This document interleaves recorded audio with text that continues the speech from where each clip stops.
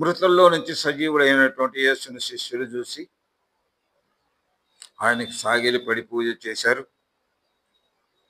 అలాగే బైబిల్‌లో కొందరు జ్ఞాపకం చేసుకుందాం. యేసు సన్నిధిలో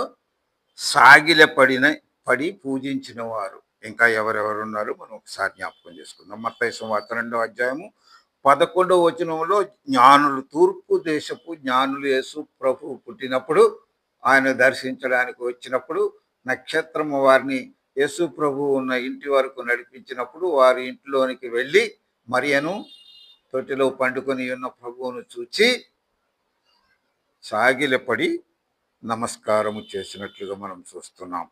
మార్కు సువార్త 5వ అధ్యాయము 22లో యాయీరు అనేటటువంటి వాడు తన కుమార్తె మరణించినప్పుడు యేసు దగ్గర సాగిలపడి తన కుమార్తెను బతికించమని వేడుకున్నాడు. ఆయన వెళ్ళి ఆయన యాయీరు కుమార్తెను బతికించినట్లుగా మనం చూస్తూ ఉన్నాం. మూడవసారి రక్తస్రావము గల స్త్రీ, మార్కు సువార్త 5వ అధ్యాయము 33వ వచనంలో మనం ఆ మాటలు చూడగలుగుతాం. రక్తస్రావం గల స్త్రీ అనేక దినముల నుండి రక్తస్రావము బందుగాక ఆమె వైద్యుల దగ్గర తిరిగి సమస్తమును కోల్పోయింది.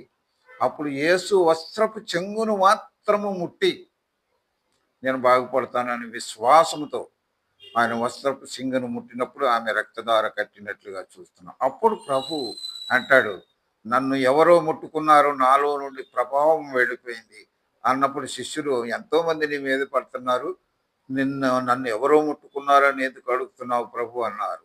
అప్పుడు ప్రభు ఆమెను బయలుపరచాలని ఆయన ఈ మాట పలికినప్పుడు ఆమె వచ్చి సాగిలపడి నమస్కరించి ఆమె ఏ విధంగా స్వస్థత పొందిందో అందరికీ తెలియజేసినట్లుగా మనం చూడగలుగుతాం. 4వదిగా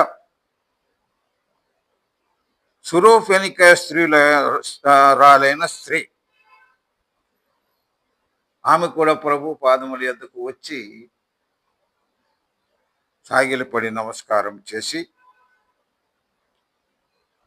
తన కుమార్తెను బాగుపరచమన్నప్పుడు ఆయన అంటాడు, పిల్లల రొట్టె ముక్కలను తీసుకొని కుక్క పిల్లలకు వేయట న్యాయం కాదు అన్నప్పుడు, ప్రభువా కుక్క పిల్లలు కూడా యజమానుని తన బల్లల కింద పడవేయబడుచున్న ముక్కలను ఏరుకొని తినును కదా అన్నప్పుడు ఆమె విశ్వాసాన్ని బట్టి ఆమెకు కుమార్తెకు స్వస్థత దయచేసినటువంటి సందర్భం ఇది. లూకాసు వార్త 5వ అధ్యాయం 8వ వచనంలో పేతురు కూడా బొంకిన తర్వాత పశ్చాత్తాపడి ఆయన సాగిలపడి ఆ ప్రభువుకు నమస్కారం చేసి తన పాపాలను ఒప్పుకొని రిపెంట్ అయినట్లుగా మనం చూస్తాం. ఆ విధంగానే మనం కూడా రిపెంట్ అయితే మనలను కూడా ప్రభు రక్షిస్తాడు. ఎందుకంటే పాపులను రక్షించుటకు యేసుక్రీస్తు లోకంలోనికి వచ్చిన వాక్యము నమ్మతగినదిని పూర్ణాంగీకారమునకు యోగ్యమునై ఉన్నది అంటాడు. ఎవడైనను పాపం చేసిన ఎడల యేసుక్రీస్తును ఉత్తరవాది తండ్రి యొద్ద మనకున్నాడు, ఆయనే మన పాపములకు శాంతికరమై ఉన్నాడు అంటాడు.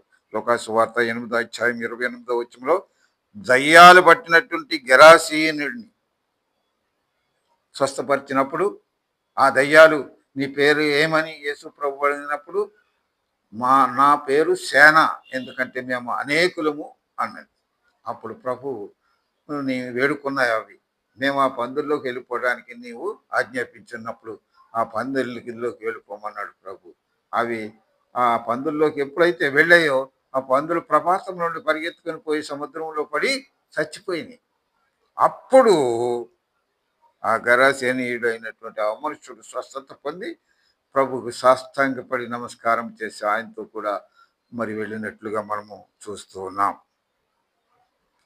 ఆ తర్వాత లూకాసు వార్త 17వ అధ్యాయం 16వ వచనంలో సమరయలో ఒక కుష్ఠరోగి 10 మంది కుష్ఠరోగులని స్వస్థపరిచినప్పుడు ఎవడును ప్రభు దగ్గరికి రాలేదు. అందులో ఒక్కడు మాత్రమే వెనుతిరిగి వచ్చి ప్రభువును సాగిలపడి నమస్కారం చేసి నేను శుద్ధుడినయ్యాను ప్రభు అని తెలియజేసి కృతజ్ఞతలు తెలుసుకున్నప్పుడు అప్పుడు ప్రభు అన్నాడు, 10 మంది శుద్ధులైన కారా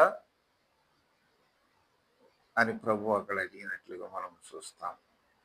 కాబట్టి యోహాను సువార్త 11వ అధ్యాయము 32వ వచనంలో మనం చూస్తాము, మరియమ్మ యేసు ప్రభువుని వెతుకుతూ ఉన్నటువంటి సమయంలో ఆయన పేరు పెట్టి పిలిచినప్పుడు ఆమె పాదము పడి ఆమె నమస్కారం చేసినట్లుగా మనం చూస్తాము.